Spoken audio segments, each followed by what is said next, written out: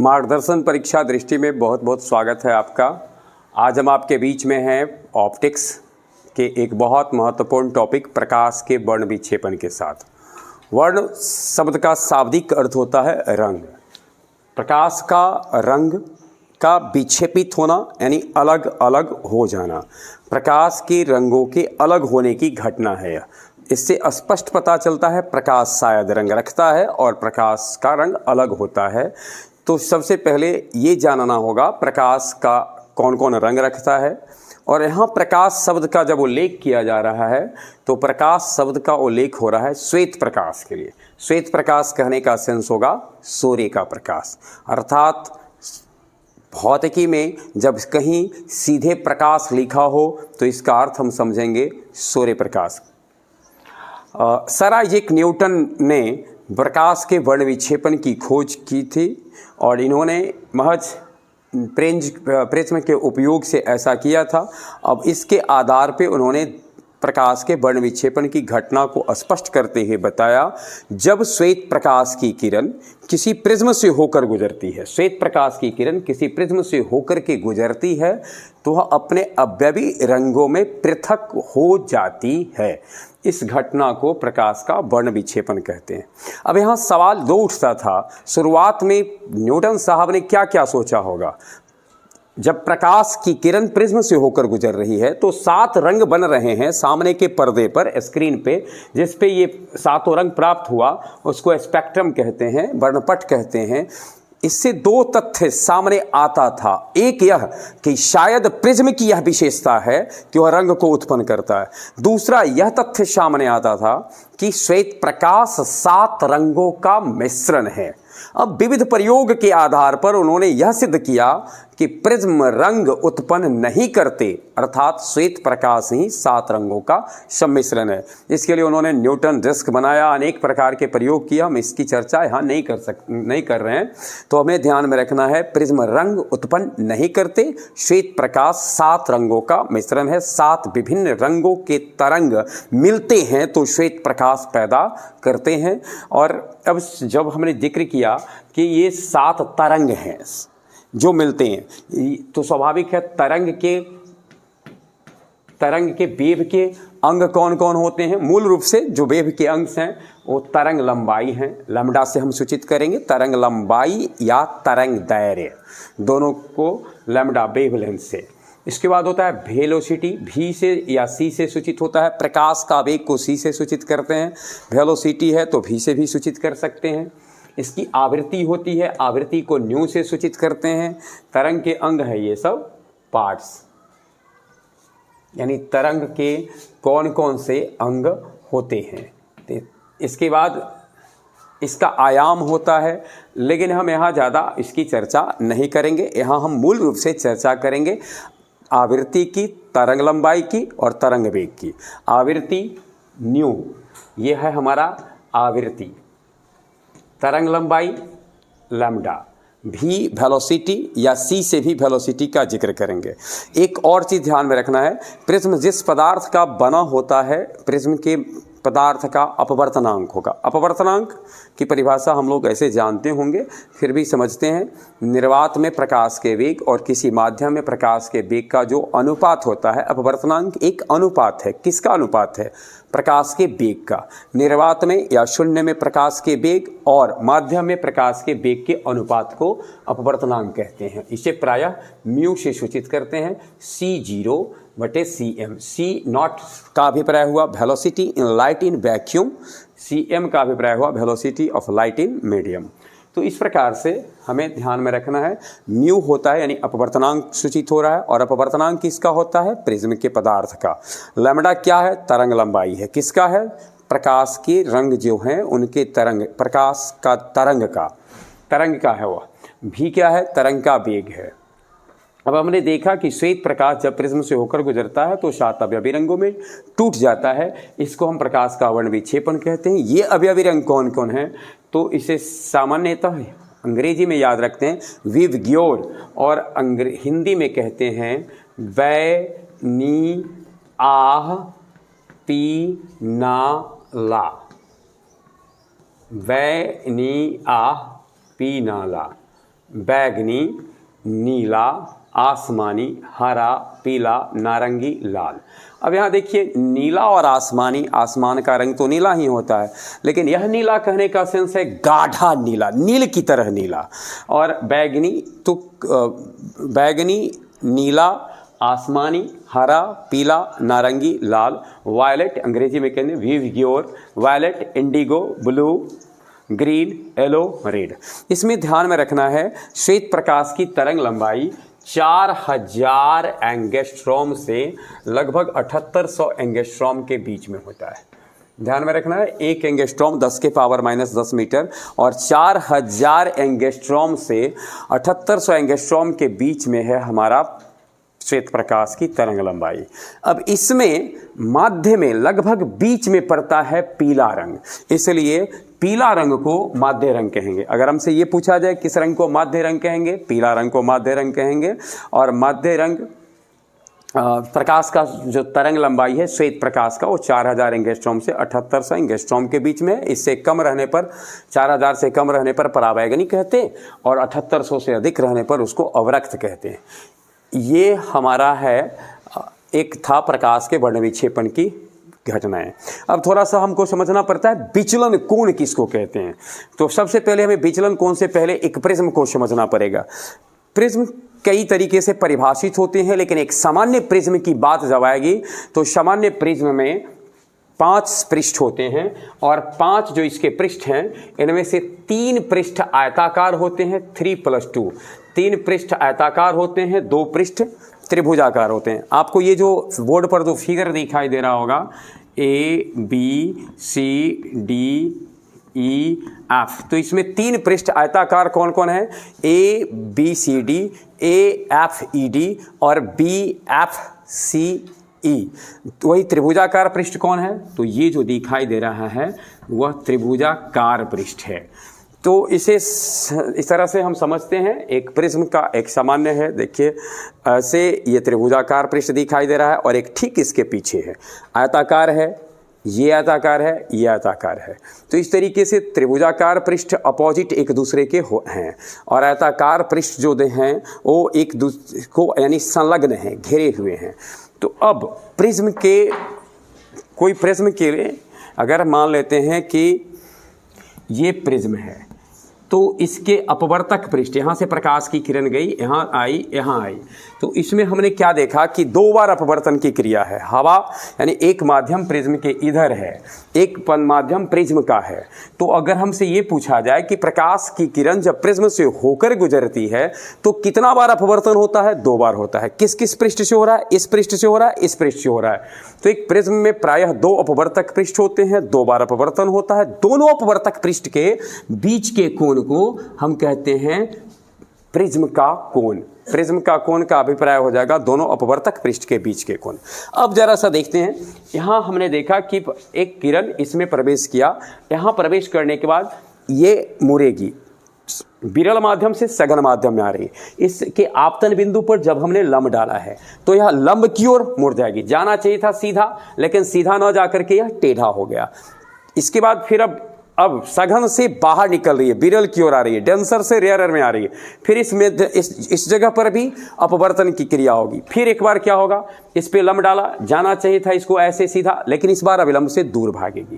तो इस तरह से ये किरण निर्गत, ये किरण आपतित, और आपतित किरण और निर्गत किरण के बीच के कोण को अगर जरा सा सोचें कि अगर ये प्रिज्म ने किया क्या, तो ऐसे जाने वाले को इस तरीके से न जाने देकर एक बार ऐसे मोड़ा, एक बार ऐसे मोड़ा, ये निर्गत है, ये आपतित है। अगर प्रिज्म ने नहीं आया होता तो ये ऐसे सीधे निकलता, लेकिन अब कैसे निकल रहा है? इस तरीके से। तो अब ये निर्गत किरण और आपतित, निर्गत किरण है, ये आपतित किरण है, दोनों के बीच जो कोण बनता है इसे विचलन का कोण कहते हैं।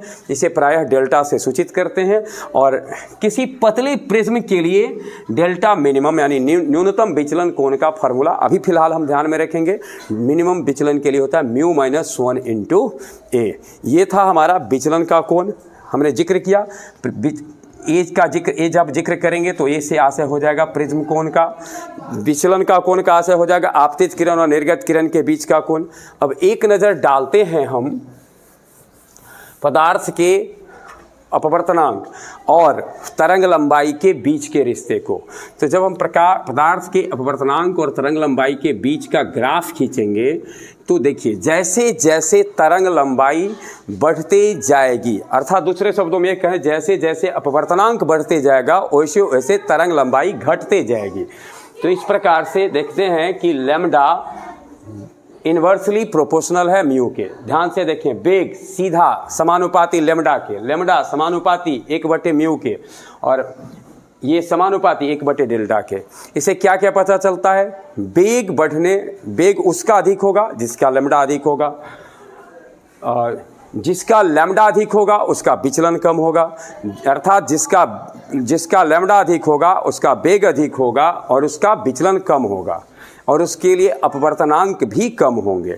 तो इस तरीके से अगर हमें देखा जाए किस रंग का वेलोसिटी सबसे अधिक होगा, तो सबसे अधिक वेग लाल रंग के होंगे और सबसे कम वेग बैंगनी के होंगे।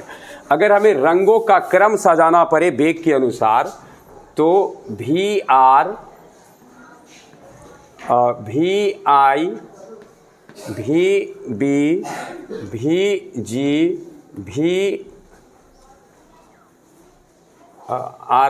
VO, VY, VG, VB और VI, सबसे लास्ट में होगा VV।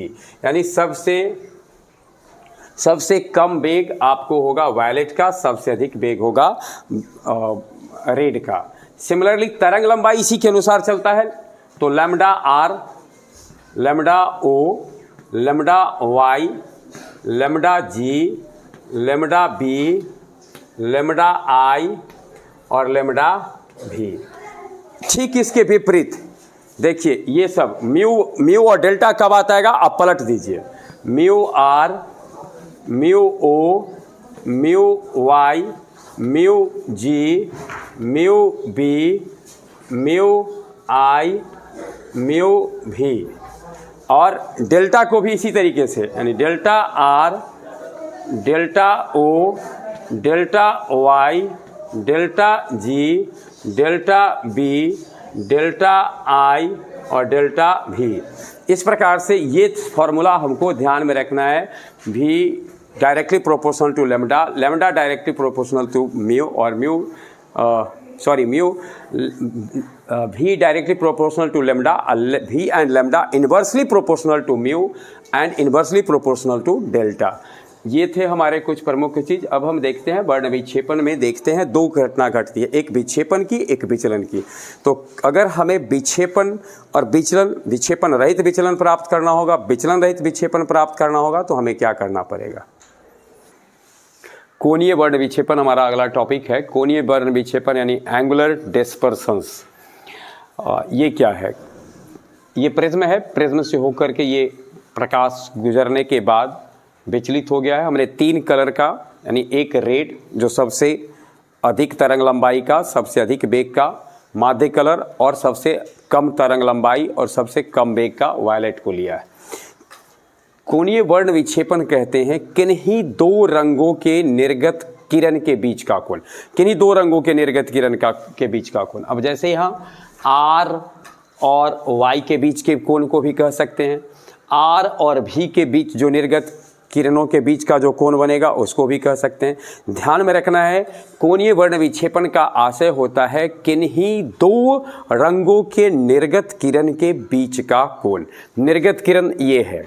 अब अगर हम एक प्रिज्म के लिए कहीं पर अगर निर्गत कोण लिखा रहेगा, कोणीय वर्ण विक्षेपण लिखा रहेगा, जिसे प्राय हम थीटा से सूचित करते हैं, तो ये होता किन्हीं दो रंगों के लिए है। परंतु जब हम किसी प्रिज्म के लिए इसकी चर्चा करेंगे तो इसमें लाल और वायलेट यानी लाल और बैगनी, ये ध्यान में रखना है, लाल और बैगनी, लाल रंग के निर्गत किरण के बीच, लाल रंग के निर्गत किरण और बैगनी रंग के निर्गत किरण के बीच के कोण को कहेंगे हम यहाँ पर थीटा। यानी ये जो थीटा है ये है आर भी, यहाँ जो बना है थीटा बराबर है डेल्टा भी। अब सोचिए कैसे निकालेंगे, ये पूरा है डेल्टा भी, इतना है डेल्टा आर, इसको निकालने के लिए क्या करेंगे, डेल्टा भी घटे डेल्टा आर। अब डेल्टा भी के बदले हम चाहें तो लिख सकते हैं, वहाँ से देखें डेल्टा बराबर होता है म्यू माइनस 1 इंटू ए, तो इसके जगह हम लिखेंगे म्यू भी माइनस 1 इंटू ए, घटे इसके जगह लिखेंगे म्यू आर माइनस 1 इंटू ए। एक कॉमन ले लें तो म्यू भी घटे 1 घटे म्यू आर प्लस 1 ए, एक से एक कट गया, इसलिए थीटा बराबर अब हमें याद रखना है म्यू भी माइनस म्यू आर ए। फिर से एक बार हमें ध्यान में रखना है कोणीय वर्ण विक्षेपण में ये आवश्यक नहीं है कि वह लाल और वैलेट के बीच में ही हो, लाल और बैगनी के बीच में हो, ये किन्हीं दो रंगों के लिए हो सकता है। परंतु हम अभी जिस वर्ण विक्षेपण के टॉपिक के साथ हैं उसमें कहीं थीटा लिखेंगे तो उसका आशय होगा लाल और बैगनी के बीच का कोणीय वर्ण विक्षेपण, इसे थीटा से सूचित करते हैं। तो वर्ण विक्षेपण हम समझते हैं स्पष्ट हो गया होगा। अब है हमारा वर्ण विक्षेपण क्षमता। तो वर्ण विक्षेपण क्षमता को पहले तो ध्यान में रखना है, इसको एक ग्रीक संकेत ओमेगा से सूचित करते हैं। और ये होता क्या है, तो यही जो अभी आपने कोणीय वर्ण विक्षेपण कहा, अर्थात लाल और बैगनी रंग के कोणीय वर्ण विक्षेपण और माध्य रंग के विचलन कोण के अनुपात को, माध्य रंग कौन होता है y, उसके विचलन कोण को, ऊपर वाले का कोणीय वर्ण विक्षेपण, किसका कोणीय वर्ण विक्षेपण, किन दो रंगों के बीच का, रेड और वायलेट का, और माध्य रंग का विचलन कोण के अनुपात को वर्ण विक्षेपण क्षमता कहते हैं। यह पदार्थ का होता है, अर्थात प्रिज्म जिस पदार्थ का बना है इसका वर्ण विक्षेपण क्षमता, दूसरे शब्दों में कह सकते हैं प्रिज्म का वर्ण विक्षेपण क्षमता ओमेगा से सूचित होते हैं। ओमेगा बराबर थीटा बटे डेल्टा वाई। थीटा के जगह हम क्या लिख सकते हैं, डेल्टा भी घटे डेल्टा आर बटे डेल्टा वाई। अब थीटा के जगह ये भी बैठा सकते हैं म्यू भी माइनस म्यू आर ए, और डेल्टा वाई के बदले म्यू वाई माइनस 1 इंटू ए से ए कट गया, तो डेल्टा भी म्यू भी घटे म्यू आर, म्यू वाई घटे 1 बटे म्यू वाई माइनस 1। तो ये हमें बहुत ध्यान में रखना है इस फार्मूला को, ये भी ओमेगा बराबर म्यू भी घटे म्यू आर बटे म्यू वाई माइनस 1। ये था हमारा कोणीय वर्ण विक्षेपण के साथ साथ प्रिज्म का वर्ण विक्षेपण क्षमता। अब है हमारा एक चीज ध्यान में रखेंगे कि जब प्रकाश एक माध्यम से दूसरे माध्यम में प्रवेश करता है, सपोज करें ऊपर का माध्यम है, इससे प्रकाश इसमें प्रवेश करेगा, तो प्रकाश के जो घटक थे क्या क्या, भी, लैम्डा और न्यू, जिसकी चर्चा अभी हमने की, तो इसमें से भी बदल जाएगा, लैम्डा बदल जाएगा, न्यू यानी आवृत्ति में कोई परिवर्तन नहीं होगा। माध्यम के बदलने से प्रकाश की आवृत्ति में कोई प्रभाव नहीं पड़ता है। सी वैरीज लैम्डा, वैरीज का चिन्ह तोड़ते हैं तो एक कांस्टेंट से गुना करते हैं, एन लैम्डा कर लें या न्यू लैम्डा कर दें, तो ये एक नियतांक है, यानी यह एक आनुपातिक नियतांक है, इसी को हम आवृत्ति कहते हैं। तो इस तरह से ध्यान में रखना है, आवृत्ति परिवर्तित नहीं होता है। अब इस आधार से इस एक फार्मूला को देखिए, 1 म्यू 2 लिखा हुआ है, 1 म्यू 2 लिखें या उसको म्यू 12 लिखें, 1 म्यू 2 या म्यू 12। म्यू अपवर्तनांक का द्योतक है, अपवर्तनांक को सूचित करता है। 1 म्यू 2 कहने का सेंस है माध्यम 2 का अपवर्तनांक, माध्यम 1 के सापेक्ष, जो बाईं ओर है इसके सापेक्ष दाईं ओर वाले का अपवर्तनांक 12 लिखा गया। बाईं ओर कौन है 1, दाईं ओर कौन है 2, इसका अपवर्तनांक, अर्थात जिसके सापेक्ष कहेगा उसको ऊपर लिखना है उसके अपवर्तनांक को, सॉरी उसको नीचे लिखना है, और जिसका कहेगा यानी जिसका पूछा जा रहा है उसको ऊपर लिखेंगे और जिसके सापेक्ष हो उसको नीचे लिखेंगे। तो 1 म्यू 2 का आशय हो गया म्यू 12 बराबर म्यू 2 बटे म्यू 1। और अभी पीछे हमने देखा था म्यू इनवर्सली प्रोपोर्शनल होता है किसके, वेलोसिटी के, और लैम्डा के, और डायरेक्टली प्रोपोर्शनल होता है डेल्टा के। तो अगर हम म्यू 2 बाई म्यू 1 ऊपर है तो ठीक उलट जाएगा, v1 by v2 lambda 1 by lambda 2, चूंकि म्यू इनवर्सली प्रोपोर्शनल होता है किसके, mu inversely proportional v, mu inversely proportional lambda.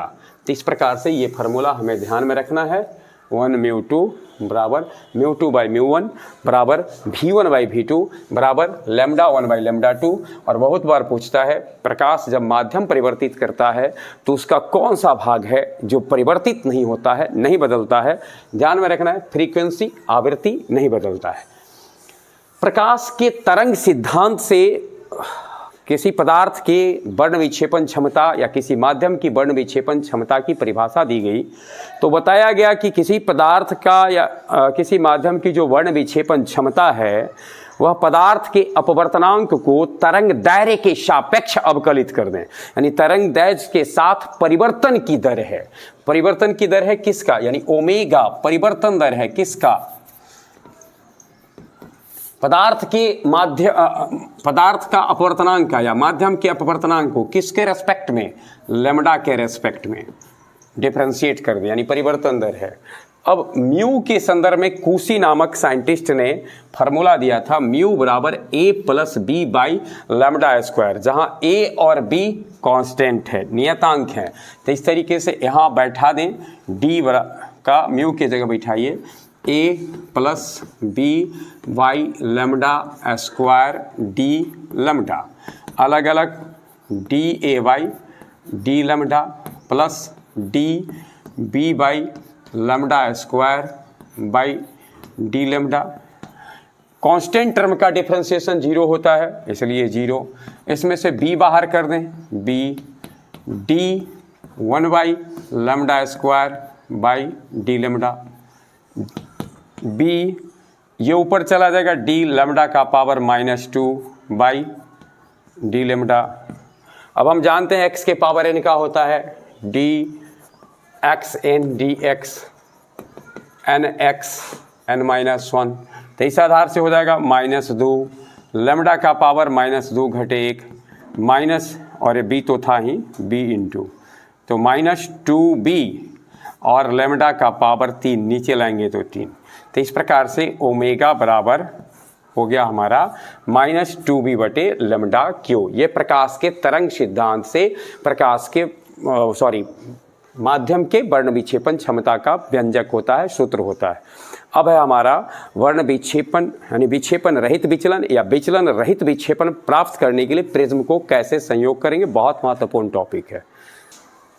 Prism का संयोग, प्रिज्म का संयोग हम करते हैं विचलन रहित विक्षेपण प्राप्त करने के लिए या विक्षेपण रहित विचलन प्राप्त करने के लिए, यानी एक ऐसा संयोग जिसका उद्देश्य होता है विचलन को शून्य करना और एक ऐसा संयोग जिसका उद्देश्य होता है वर्ण विक्षेपण को शून्य करना। तो जब वर्ण विक्षेपण शून्य हो जाए तो उसे हम कहते हैं विक्षेपण रहित विचलन, यानी कोणीय वर्ण विक्षेपण बराबर होगा, विचलन भिन्न भिन्न होगा। दो प्रिज्म को इस प्रकार से संयोजित करते हैं, एक प्रिज्म दिखाई दे रहा है क्राउन कांच का, एक प्रिज्म दिखाई दे रहा है फ्लेंट कांच का। दोनों को इस प्रकार से संयोजित किया गया है कि उसका नेट विक्षेपण 0 है। प्रिज्म, इस ऐसे संयोग को प्रिज्म का अवर्णक संयोग कहते हैं। ठीक इसके विपरीत एक दूसरा होता है जिसमें नेट विचलन 0 होता है और प्रिज्म के यानी विचलन परस्पर बराबर हो जाते हैं, लेकिन कोणीय वर्ण विक्षेपण भिन्न भिन्न होते हैं, यानी इसमें विचलन शून्य हो जाएंगे, वर्ण विक्षेपण भिन्न भिन्न होंगे। इसको हम कहते हैं विचलन रहित विक्षेपण। अब परीक्षा में पूछता है विचलन रहित विक्षेपण और विक्षेपण रहित विचलन प्राप्त करने के आवश्यक प्रतिबंध को लिखें, शर्त लिखें कि कैसे हम लोग इसको प्राप्त करेंगे।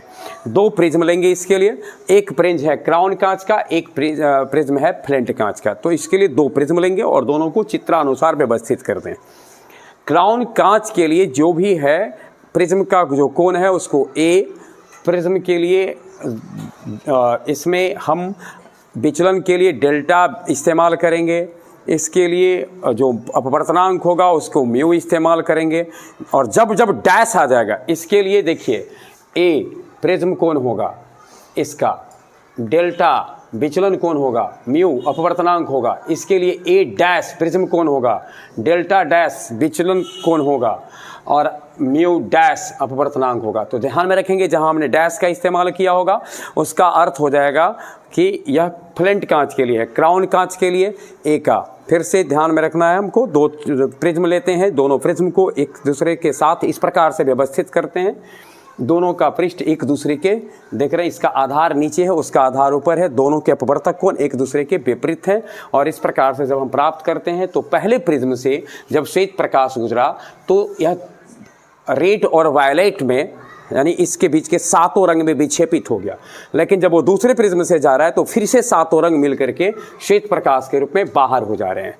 कैपिटल डी जो यहाँ दिखाई दे रहा है वह परिणामी विचलन है। ध्यान में रखना, विक्षेपण तो हुआ नहीं, फिर मिलकर के श्वेत से निकला और श्वेत ही हो गया, इसलिए विक्षेपण नहीं हुआ। अब हम मान लेते हैं कि क्राउन कांच और फ्लिंट कांच के क्रमशः अपवर्तनांक म्यू और म्यू डैश हैं। पदार्थ के लिए जो रंगों के लिए जो विचलन कोण होंगे क्रमशः डेल्टा भी बैगनी के लिए, डेल्टा वाई पीला रंग के लिए, डेल्टा आर लाल रंग के लिए, और क्राउन कांच फ्लिंट कांच से जब यही चीज़ें होंगे तो उनको डैश डैश डैश कर देना है। अब प्रतिबंध कहता है कैसे निकालेंगे। इतना फिगर बनाने के बाद आप उन भाषाओं को लेकर नेट विक्षेपण शून्य होता है, यानी थीटा दोनों, पहले इसका थीटा निकाल लें, थीटा डेल्टा भी घटे डेल्टा आर। हमने कहा कोणीय वर्ण विक्षेपण, कोणीय वर्ण विक्षेपण निकाल लिए, फॉर्मूला आ गया म्यू भी घटे mu R into A. Theta dash इसका निकालें, म्यू डैश भी म्यू डैश आर, और नेट विक्षेपण जीरो है, अर्थात थीटा प्लस थीटा डैश मिल करके जीरो हो गया। अब इसको आप केवल सॉल्व कर दें, थीटा के जगह पर वैल्यू बिठाइए, थीटा डैश के जगह वैल्यू बिठाइए, आपको नज़र आ जाएगा पूरा कि ये आ जाएगा A by A dash minus mu dash भी घटे म्यू डैश आर, म्यू भी माइनस म्यू आर। अब हम चूंकि जानते हैं ओमेगा बराबर होता है म्यू भी घटे म्यू आर बटे म्यू आई माइनस वन, इसी तरह से ओमेगा डैश बराबर हो जाएगा म्यू डैश भी घटे म्यू डैश आर बटे mu dash Y minus one. Omega और ओमेगा डैश यानी म्यू भी घटे म्यू आर को हम लिख सकते हैं mu Y minus one into omega, और म्यू डैश भी घटे म्यू डैश आर को लिख सकते हैं mu dash Y minus one into omega dash. उन दोनों वैल्यू को बैठाएंगे तो हमारा ए बाई ए डैश ये निकलेगा। यही अभिष्ट प्रतिबंध है। और यहाँ माइनस चिन्ह केवल एक बात बताता है, और वह यह बताता है कि प्रिज्म के अपवर्तक कोण एक दूसरे के विपरीत हैं, बस इसके अलावे कुछ नहीं है। इसका टोटल जो रिजल्टेंट डेविएशन होगा कैपिटल डी, इसको निकालने के लिए क्या करेंगे तो delta Y plus delta dash Y जोड़ देंगे, यानी माध्य रंग का विचलन कोण दोनों का जो है उसको जोड़ दीजिए। Delta Y mu Y minus one A mu dash Y minus one A. अब इसमें से आप इसको जब डेराइव करेंगे mu Y minus one into A common लेकर के सब डेराइव करेंगे तो आपको ये प्राप्त होगा डी बराबर mu Y minus one into A one minus omega बटे ओमेगा डैश। इसके बाद हमारा है जब उसका देखते हैं कि प्रिज्म द्वारा उत्पन्न विचलन परस्पर बराबर हो, अर्थात विचलन रहित विक्षेपण प्राप्त करने का आवश्यक प्रतिबंध क्या होगा। नेक्स्ट हमारा है विचलन रहित वर्ण विक्षेपण प्राप्त करने का शर्त, आवश्यक प्रतिबंध। ये आवश्यक प्रतिबंध है यानी शर्त है विचलन रहित, नाम से ये विचलन रहित, तो हमने विचलन को शून्य कर दिया। विचलन शून्य करने का अभिप्राय है delta Y plus delta dash Y बराबर जीरो। और अब आप जनरल फार्मूला जो आप जानते हैं, फिर वही प्रिज्म है क्राउन कांच फ्लिंट कांच, इसका अपवर्तक कोण यानी प्रिज्म का कोण ए है, अपवर्तक कोण इसका ए है, इसका ए डैश है, इसका अपवर्तनांक म्यू है, इसका अपवर्तनांक म्यू डैश है। इससे जो विचलन होगा उसको डेल्टा से सूचित करेंगे, इसके विचलन को डेल्टा डैश से सूचित करेंगे, और फार्मूला को बस केवल बैठा दीजिए, डेल्टा वाई घटे delta dash Y A by A dash, ये हमारा हो गया। फिर इसका माइनस चिन्ह बस केवल इतना बता रहा है कि प्रिज्म को आपने एक दूसरे के अपोजिट रखा है। अब उसमें था हमारा जब हम विक्षेपण रहित विचलन प्राप्त कर रहे थे तो उसमें हमको ज्ञात करना था परिणामी विचलन।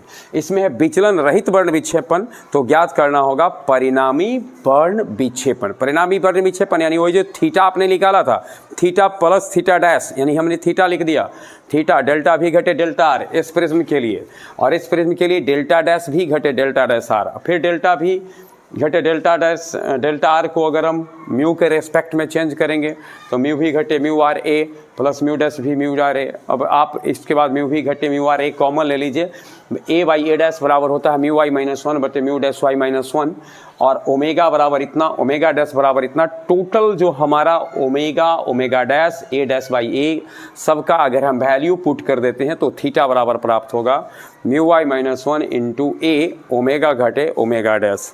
ये था हमारा विचलन रहित वर्ण विक्षेपण प्राप्त करने की शर्त के साथ साथ परिणामी वर्ण विक्षेपण कितना होगा। इसको परीक्षा में दो तरह से सवाल पूछते हैं, एक पूछा है विचलन रहित वर्ण विक्षेपण की शर्त ज्ञात करो, तो आप यहाँ तक ही छोड़ेंगे। अब दूसरा रहता है विचलन रहित वर्ण विक्षेपण की शर्त ज्ञात करें और साथ साथ परिणामी वर्ण विक्षेपण प्राप्त करें, तो हमें यहाँ तक आना पड़ेगा।